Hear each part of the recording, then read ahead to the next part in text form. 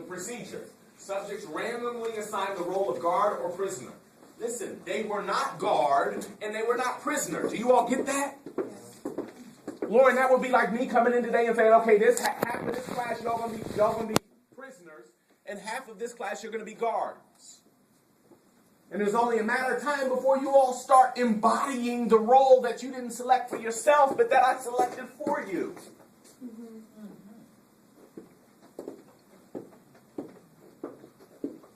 Well, they have to cut it short too. So my point is, ladies, you need to define for yourself what an elegant, classy woman acts and and not let rappers and hip-hop videos and ignorant people and jerks determine how you should act for yourself. Make sense? Yes. Amen. And fellas too. You need to look in the mirror and say, I have potential, I'm intelligent, I value education, I value the community. You need to know what you stand for, so that you're not wearing somebody else's costume. Do y'all hear me? Yes. Usually when you get older, people adapt to that. When you get older, people adapt to being a little more mature. Yeah, Abdul, you know it's deep. You're absolutely right. Amen to that. You're absolutely right. The problem is, oftentimes when we hit 24 or 34, the beliefs and the behaviors that are destructive and maladaptive have become normal. Yes. And so now we've been introduced to Professor Kobe, and he's trying to get us to see a new perspective on life and to see our potential from a different vantage point. But you spent the past 2 decades, 3 decades thinking that you can't do it, that you're a hot mess, that you have no potential. We get this. Just know that. The prison study, they embodied the roles that they were given. That's very deep. Know who you are and know who you're not. How people can be trapped into violating their moral principles. Why we obey? To avoid punishment, out of respect for authority, and because of entrapment.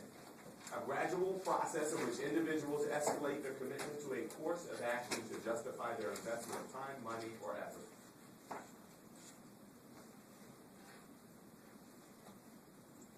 Becoming trapped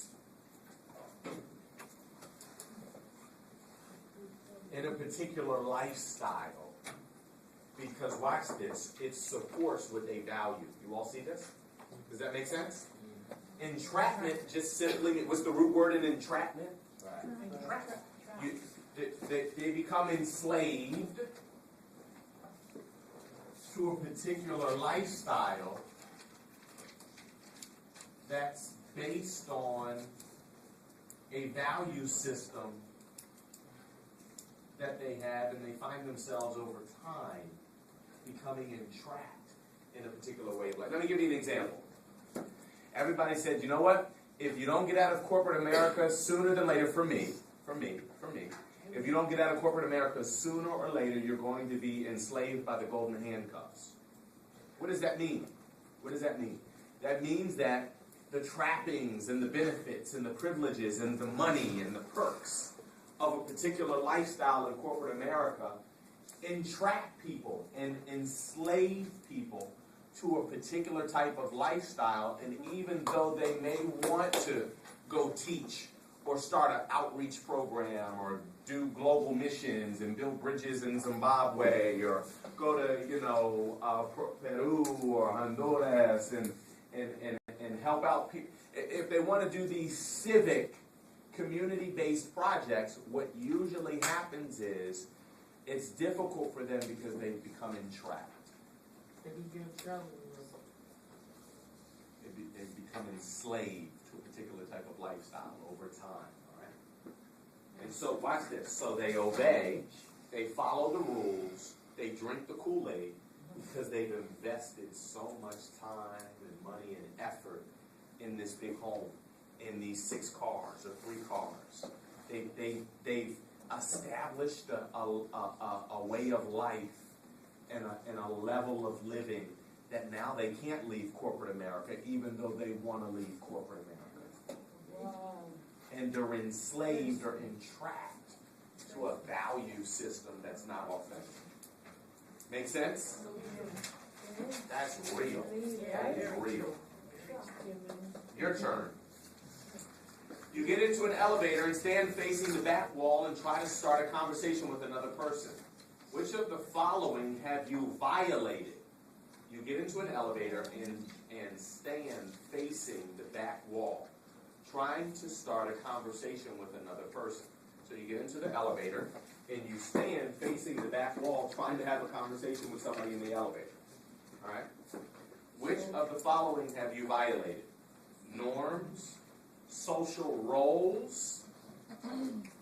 Role is a position, right? Or cultural rules. Culture rules. In our culture, do you do that? No. When you get into it, you all said no. Who taught you that? You just observed, right? Yeah. You didn't go to elevator school. No. You got in the elevator and you just watch what people do, and everybody faces this way, and you get off at your right. So, is it a norm? Close. Do you all know the difference between norms and roles? Remember, you have to know the difference. Go back to your notes. Norms and roles. Culture. Is it a role? Culture. No, it's not a role. We're not talking about a position. Culture. Norms are rules. What? It's a culture. Rules are for Behavior of the people. Norms. Not a role. A social role is man, woman, husband, wife, professor, authority figure, leader, servant. Those are roles. Those are positions. So we know it's not these. Cultural rules. Cultural rules. Did we study cultural rules? Do you all remember seeing? Did you all remember seeing a slide, or did you remember reading anything that talked about defining cultural rules? Norm. What's normal? What we do. Cultural norm. Norms embody cultural rules.